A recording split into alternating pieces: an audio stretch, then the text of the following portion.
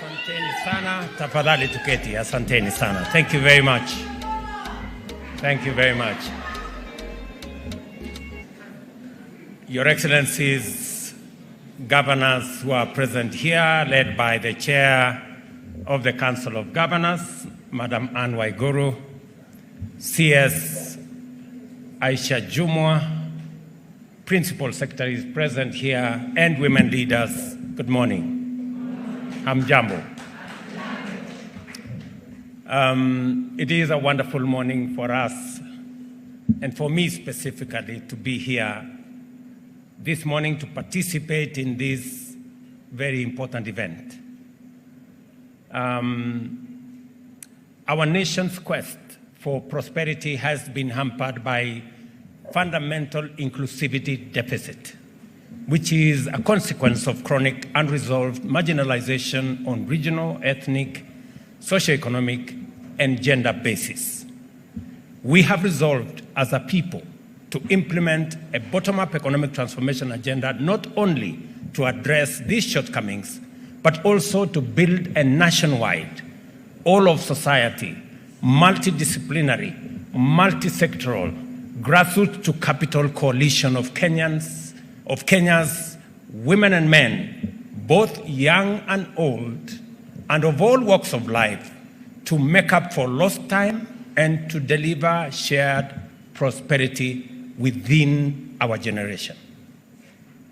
And that is why I purposely came for this event, because it speaks to the heart of what we need to do together as a people. Kenya has been making steady progress in many sectors for many decades now. However, the rate of progress has always remained behind the levels of poverty and inequality, making sustainable development and inclusive growth an elusive target for the majority. There are a number of underlying structural causes of this state of affairs. The least appreciated of these structural hindrances is almost the most obvious. As a nation, we do not have all hands on deck, and for 6 decades have locked a significant part of our population from contributing to and benefiting from economic growth and national development. As a result, the opportunities we have denied ourselves are vast. The cost of this persistent and systemic omission is huge, and the negative impact on the people, especially the most vulnerable, is immense. It is clear that a truly inclusive economy would be at least twice as productive, meaning that we would have exceeded our most ambitious development projections long time ago. We can accelerate our progress to become an industrialized, high-income economy by radically enhancing the inclusion and participation of women in leadership. And speaking about women and participation in our country, even when we speak even about politics alone, despite that we have few women elected, majority of voters in Kenya are women. So there is no doubt as to whether women participate in politics or not, because they do. But now it is time for us to move it a notch higher, that women should not only participate in terms of being voters, they should participate in terms of being candidates and in being elected as leaders. And it is not just politically correct to say we should have women leaders. It is the constitutional thing to do, and it is the moral imperative that we must aspire to achieve. And therefore, when I was requested by these great ladies to participate in this launch of G7, the great 7 women governor leaders in Kenya, I thought it was a good place for me to come and ask us as a nation to recognize the participation of women. And none of us, no man, however prejudiced they are, did not come from a womb of a mother. We may be whatever we are, we may be strong, we may be opinionated, we may even have issues of prejudice, but the basic fact is that we were born by women. So just that recognition alone should give us the courage and the inspiration to support women in Kenya. And therefore, I have listened to the women leaders from my side of the political divide, and they have given an account and almost reduced this function to a function of UDA and Kenya Kwanza. But it is because they know that it takes courage, it takes a lot of support to get matters gender appreciated by our society now. But let me encourage you that what the women governors are doing, they are doing more campaign than any campaign can be done. In the good job they are doing in their counties, they are not only inspiring other women to be leaders, but they are making it easier for the country to elect women the next time round. So, Your Excellencies, governors who are women in our midst, you owe it to the women of Kenya to shine. Because in you shining, you encourage the country to vote for more women. And I am very proud of these women, great leaders. Anne Waiguru seated here. My dear sister says, Barire, who is here, Gladys Wanga, Susan Kehika, Fatuma Achani, and Kawira Mwangaza, and of course, Wavinya Ndeti. These women, and allow me to say that, have demonstrated great integrity, understanding of what they need to do. And I have always gone out of my way to facilitate them, to support them whenever I can. And I want to promise that that is going to continue. That is going to continue. I know that some of the accounts they have given, let me say three things. Number one, women are very reliable. When I ran into political turbulence as deputy president, more women stood by me than men in my team. And that is a fact. In the last election, for some reason, more women voted for me than men.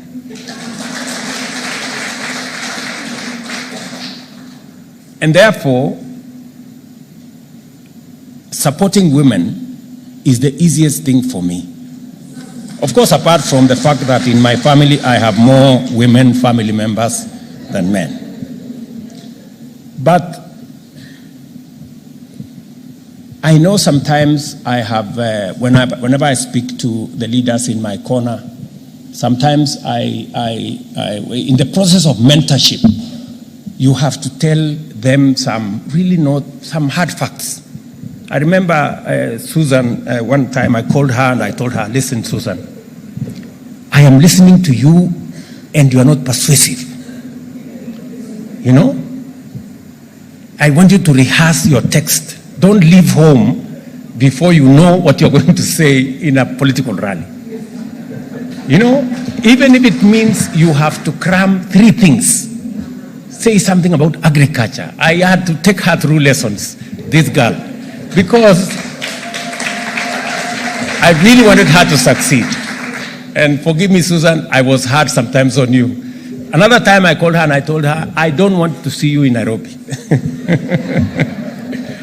You must go and sit at the village. You know, those things of rubbers. I told her she must put on rubbers. And sometimes I know women, they want to look beautiful. They want to put on a skirt that is... So these ones, I told them, look, this is not the time to look beautiful. You know, put on a long dress because this place is chaotic. You know, put on a long dress, put on whatever those things they say, I don't want to say. And it was all because we wanted to succeed, right? I must also say that women have also changed my perspective. Let me give you two examples. Anne Waiguru, when we had a time in our politics, in the side of the politics we were, and it was time to make very difficult decisions, whether to go this way or to remain that way. And among the people who made decisions that, confirmed to me that women are brave, is the decision Waiguru made to join our team. When she joined our team, I could not believe it because everybody believed she would be on the other side. And it took a lot of courage, Same thing with my dear sister, Ses Mbarire. It was obvious to everybody that she would be on the other side. But when she made the decision to say, this is where I'm standing because this is where I believe the people are, she stood out as a great leader.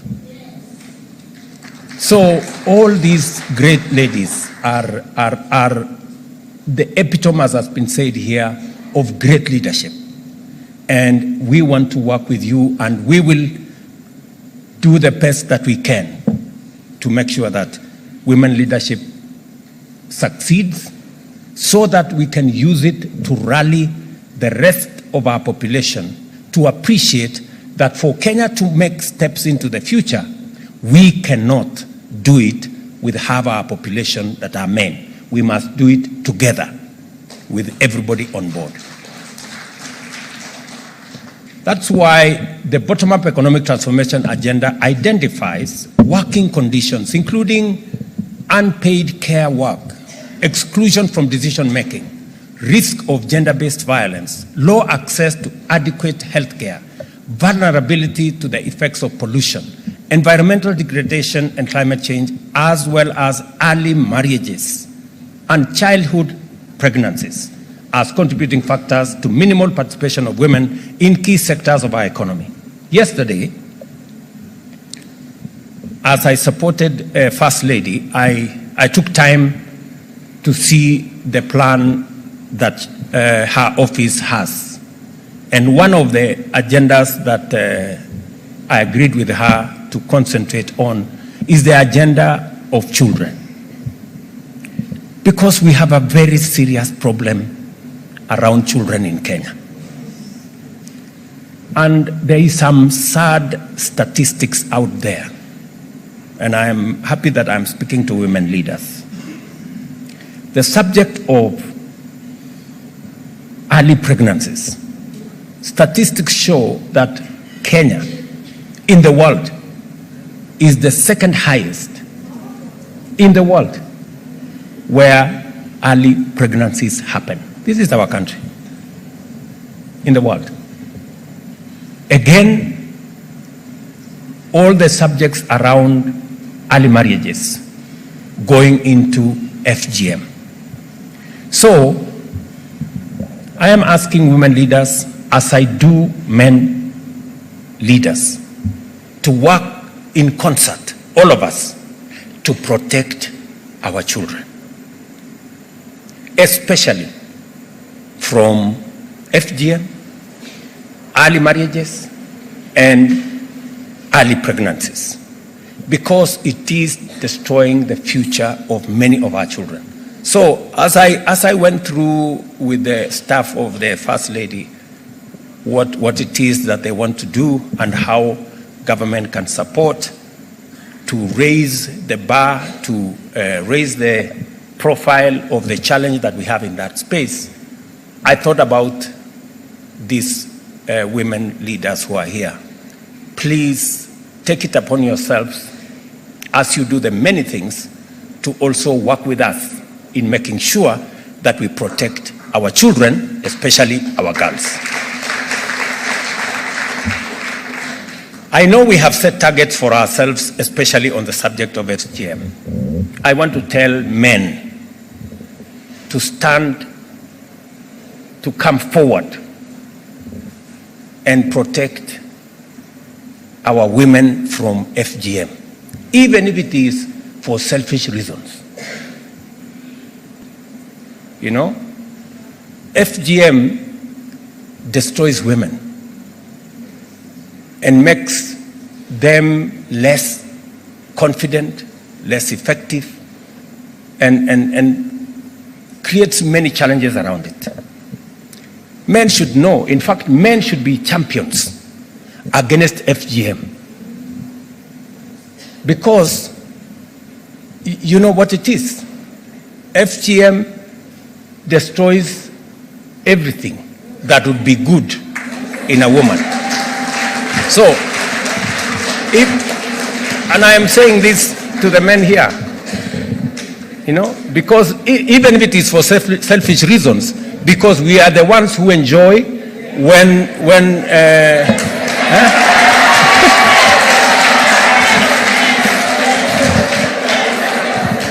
I mean,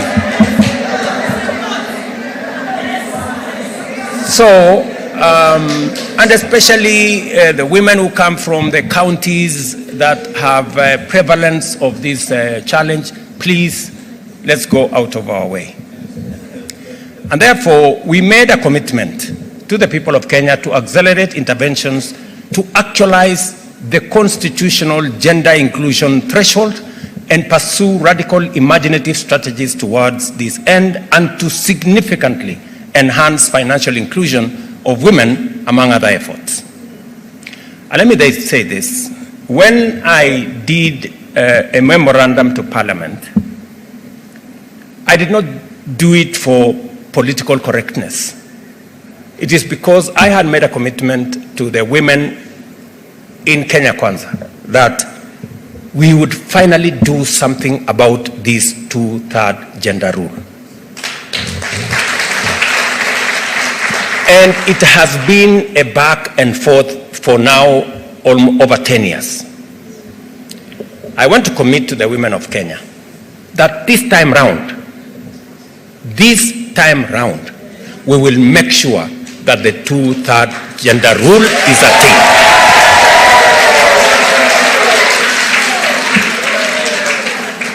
And the exercise that is going on in Parliament, the NADCO report, now includes what Aisha Juma and her team have been doing. And the commitment I made is that for the 290 seats, at the very minimum, we must have at least 1/3 being women. Now, I know there is a lot of calculus and mathematics and interpretations and what, but in the bill that is going to go to Parliament, we will make sure that at least more women, and hopefully we can do this by next year, more women get to leadership in Parliament. And my instructions are very clear to Kimani Ichung'wah, who is the leader of majority in the National Assembly, and the PG of our Kenya Kwanza team, that will be the official position of the party. And we have talked to many leaders, especially men.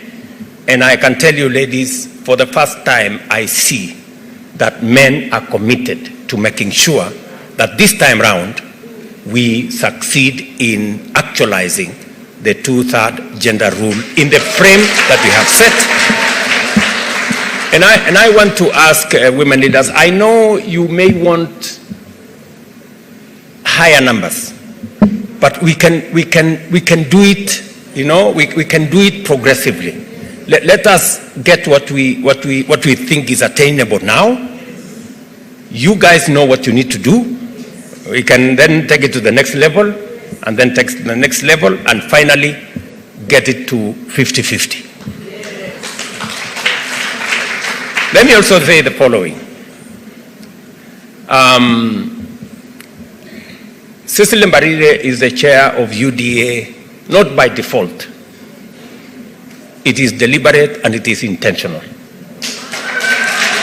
And one of the assignments she has is that we must, as a party, lead from the front, and we must make it in the rules, Madam Cecily Mbarire, that when Rigiji and myself tukifika hapo mbele na tumepangana, tumekubaliana vile itaenda, we must also agree that going forward, if a man is a candidate for president in our party, the woman must be the runner.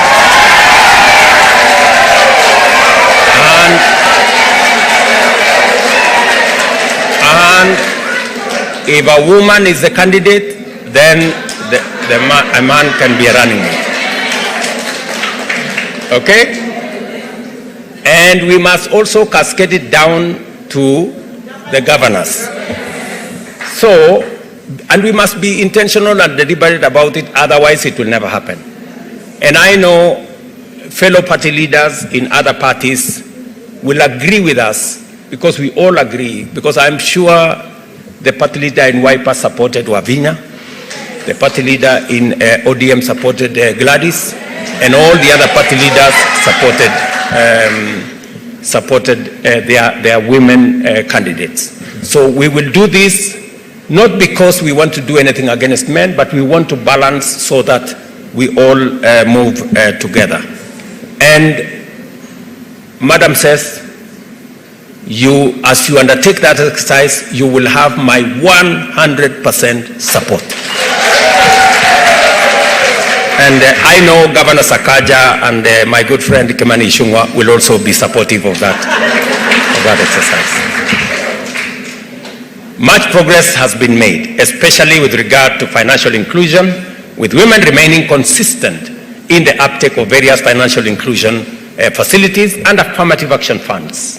Out of the 21 million Kenyans who have borrowed from the Hustler Fund today, 10.1 million are women, constituting 48% of the fund's beneficiaries.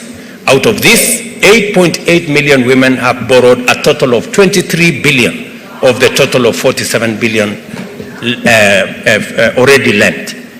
And let me say that the average age of women accessing the Hustler Fund is 35, compared to 39 for men. So more women, more younger women are more conscious, you know, about what they need to do.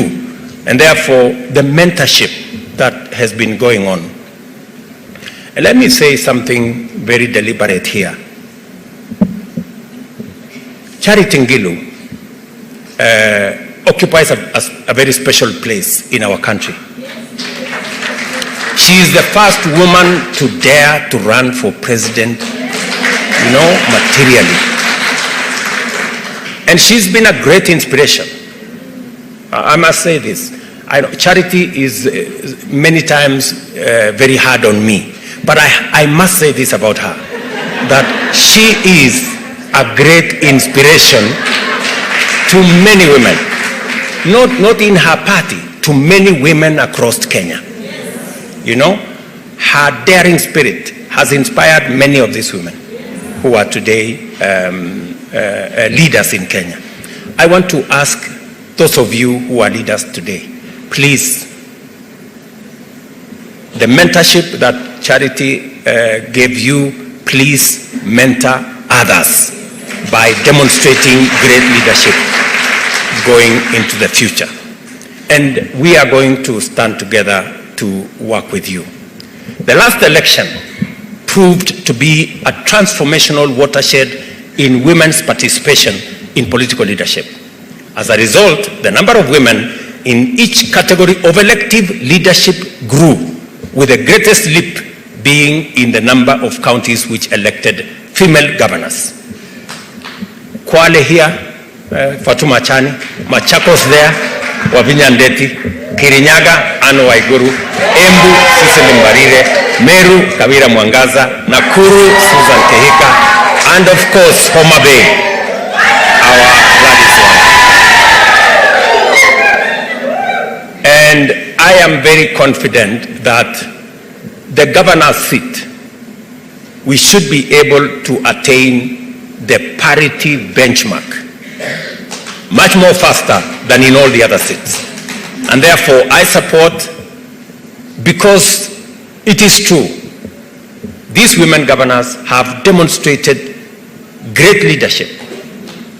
In fact, better than the men. And if there is a place, it is always said, and I'm sorry, Sakaja, it is always said, you're a great leader in Nairobi, I must say that. But let me say this. It is always said, what men can do, women can do better. If there is a demonstration of that belief that what men can do, women can do better, it is in the governor's position occupied by these women. They have demonstrated that certainly women leadership as governors have done much more than what their male counterparts have done. These leaders, they have stepped up as models of transformative leadership, advocates of women inclusion, and champions of leadership of devolution and good governance. I like what Wanga said, that they want to stand on the platform of integrity. They want it to be known that women leaders project, believe in, and are profiled as women who are of good standing, incorruptible, passionate, and that is what we all want to see in our men. These leaders, they have resolved to leverage their unique and historic position as pioneers to pave the way for even greater numbers of women in key leadership roles by intentionally using their leadership to mobilize positive public attitudes to women leadership. In so doing, they have lived up to the ideals of bipartisanship and coordinated their endeavors in the best spirit of inclusivity to actualize the values and principles of devolution, gender equality, inclusive and transformative actions. It is through such inspired and principled actions that the spirit of our Constitution is brought to life to catalyze national transformation. This is why I'm delighted to join you at the launch of the G7 strategy to expand women leadership in devolved units and amplify the transformative impact of inclusion on socio-economic development, governance, representation, and institutional growth and development. I am persuaded that the G7 represents a superior proposition in promoting the inclusion of women generally and in leadership specifically. It also provides an alternative pathway towards the sustainable realization of the two-thirds gender rule inclusion. The leadership of the G7 affirms our faith in the promise of the bottom-up economic transformation for shared prosperity through inclusion and have made an irrefutable and irresistible case for the urgent attainment of the gender parity as an idea whose time has come. I am very proud to associate myself with the G7 strategy for the Women Governors Caucus and pledge the government's full support for it. Let me repeat. I pledge the government's full support. Let us therefore stand shoulder to shoulder in solidarity and equality, face forward with confidence and lead this nation to a prosperous future where no one is left out and no one is left behind. The G7 strategy is a great one, especially coming in the backdrop of what we will be doing tomorrow in Embu. And I will be early, says. I know you are our host. We will be there tomorrow morning to celebrate women in our country and leadership of women in our country. The G7 strategy, therefore, is officially launched. God bless you and God bless Kenya. Asanteni sana na mubarikiwe. Thank you. Thank you. A round of applause for His Excellency. And with your permission, Your Excellency, we have now the official launch that's going to be taking place. Allow me to now invite the G7, the 7 governors, to join His Excellency as we now officially launch the G7.